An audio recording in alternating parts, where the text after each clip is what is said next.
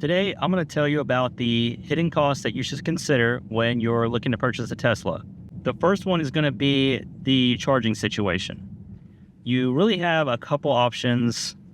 Well, you have many options, but you have two main options.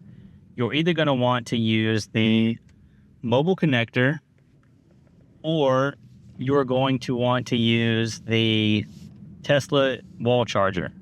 The mobile connector runs about $300. You may want to have one anyways. I have one as a spare for the car, but it comes with two different plugs. It comes with one that's just a normal 120 socket, and then you have the other that's a 240. That would be like a connection kind of like your stove or your dryer uses. Now, let me go ahead and say the normal plug socket is almost useless. You're going to get maybe 3 miles per hour of charge. The other option, though, you're going to have an EV receptacle installed, which is essentially just a plug that's going to be wired into your house. I've got quotes on that. All of them seem to run about $1,200 to $1,500 to have that installed. It wasn't typically any more expensive or cheaper than just having the Tesla wall charger installed. The Tesla wall charger is going to run you about $420, maybe $450.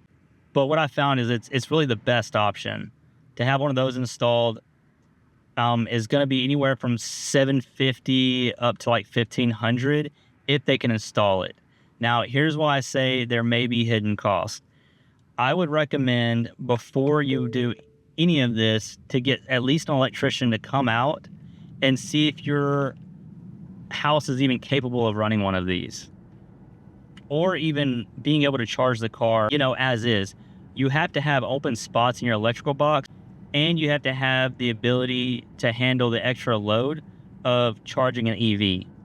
I got multiple quotes, and I had one that was maybe concerned. So their quote went from $1,500 to $3,000 if you had to get, it's slipping my mind, it's like a Tesla wall charger, but it has a box attached to it as well.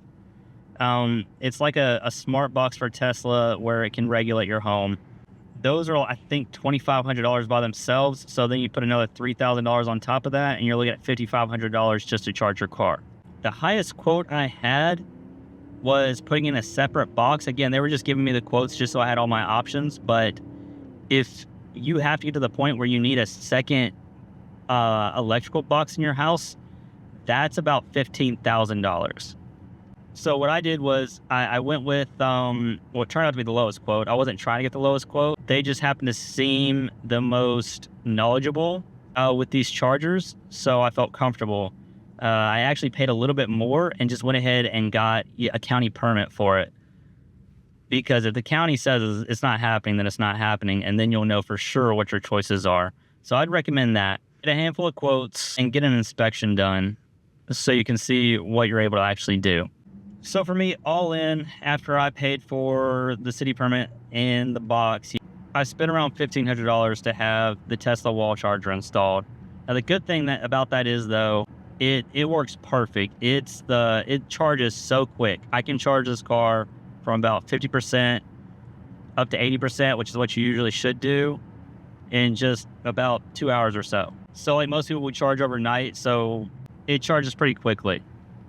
You should also check your area, because there are some areas, specifically depending on your power company that you have to use, who will actually give you discounted rates if you charge at night. Unfortunately, I'm not in one of those areas, so I pretty much pay normal rates.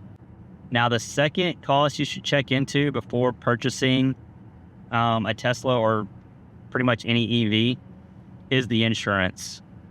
The insurance for this car is absolutely outrageous. Now, Tesla does have their own insurance, but it's only for very few states. I'm not in a state with Tesla insurance, so I use my normal insurance, and that cost runs me about somewhere around $2,800 a year, which I do drive this more, but that is so much more insanely higher than insuring the Lamborghini, even though this car is a fraction of the price. Now, one more cost to consider is going to be the registration fees. I knew they were there, I just didn't know how much they were. But Since EVs don't use fuel, obviously, or this applies to hybrids too, though. Either way, since they're not filling up as much, the road tax is baked into the gas tax. So since you're not paying that, what they've done is they add an even higher fee when you go to register your vehicle. It's a hybrid / EV fee. And for me, it was somewhere around $200 something. So this is the most expensive vehicle I've ever had to register. And again, that's including when I registered the Lamborghini. So I would just say, keep all those things in mind, because you're going to have some cash up front when you do buy one of these that maybe you weren't thinking about. I probably should have did more research myself, but I didn't. However, it wouldn't have changed anything. I think about the only thing that I really was starting to get worried about was charging at home. Charging on 120 volt is just not an option. We do have superchargers, but while we were waiting for the Tesla charger to be installed, we were having to supercharge like every other day, which was very inconvenient because it was a little out of our way. So then you're just using charge just to get to a charger. It's also not great for the battery for longevity. So you should not be supercharging a lot. So if I hadn't had a viable option, because obviously I wasn't going to spend $15,000 to add another box, so then I would have had to come out of pocket. The only other option really would have been the $5,500 to have the smart charger, or whatever Tesla calls it, and the fees to install that. That would have been awful, though, to spend that kind of money, because I wasn't expecting to spend that kind of money. A couple thousand was about the ballpark of what I thought it might cost. And since I was well under that, it worked out for me. But again, we also had not a new home, but a new-ish model home. So, had that not been the case, had my box not been able to handle having, another something else installed into it, that could have been a very, very expensive lesson for me.